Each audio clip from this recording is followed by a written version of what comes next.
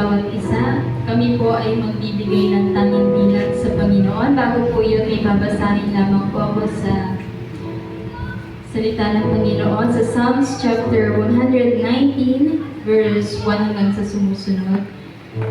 Sabi po dito, mapalad ang taong namumuhay ng malinis na ayon sa utos ng Panginoon. Mapalad ang taong sumusunod sa mga katuruan ng Diyos at buong pusong hinahanap ang kanyang kalooban. Hindi sila gumagawa ng masama kundi sumusunod sa mga pamamaraan ng Diyos. Panginoon, ibigay niyo sa amin ang inyong mga tuntunin upang ito ay matapat naming sundin. Labis kong ninanais na maging tapat sa pagsunod sa inyong mga tuntunin at hindi ako mapapahiya kapag sinunod ko ang inyong mga utos.